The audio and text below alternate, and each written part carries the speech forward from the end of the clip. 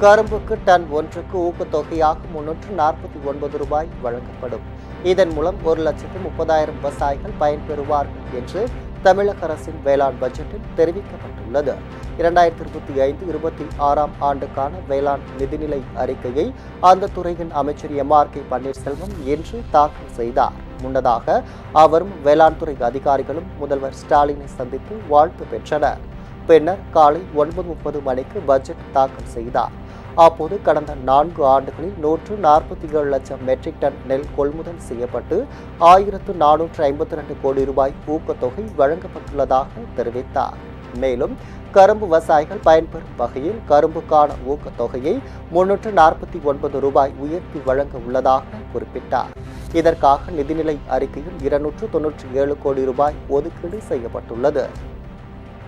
2024-25 அரவை பருவத்திற்கு சர்க்கரை ஆலைகளுக்கு பதிவு செய்து கரும்பு வழங்கிய தகுதியுள்ள உழவர்களுக்கு ஒன்றிய அரசால் அறிவிக்கப்பட்டுள்ள நியாயமான மற்றும் ஆதாய விலைக்கு மேல் முன் எப்போதுமில்லாத அளவில் டன் ஒன்றுக்கு 349 ரூபாய் சிறப்பு ஊக்கத்தொகையாக உயர்த்தி வழங்கப்படும். இதனால் கரும்புக்கு டன் ஒன்றுக்கு 3,500 ரூபாய் வழங்கப்பட்டு சுமார் 1,30,000 கரும்பு உழவர்கள் பயன்பெறுவர்.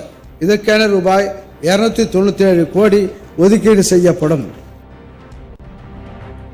திமுக அரசு மேற்கொண்ட நடவடிக்கையால் தமிழ்நாட்டில் பாசன சாகுபடி பரப்பளவு அதிகரித்துள்ளது என்றும் அமைச்சர் எம்.ஆர்.கே. பன்னீர்செல்வம் குறிப்பிட்டார்.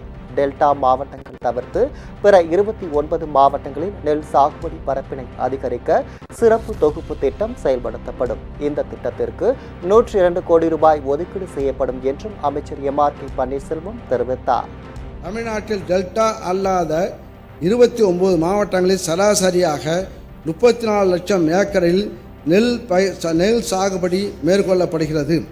கார், குறுவை, சொர்ணாவாரி நில பருவங்களில் நெல் சாகுபடி பரப்பினை அதிகரித்து உணவு தானிய உற்பத்தியை உயர்த்திட டெல்டா அல்லாத மாவட்டங்களில் சிறப்பு தொகுப்பு உழவர்களுக்கு வழங்கப்படும்.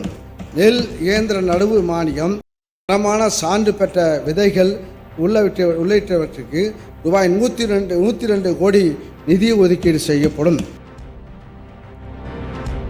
விவசாயிகளுக்கு உதவும் வகையில் முதலமைச்சர் உழவர் நல சேவை மையங்கள் 1000 இடங்களில் அமைக்கப்படும் என்றும் பட்ஜெட்டில் அறிவிக்கப்பட்டுள்ளது.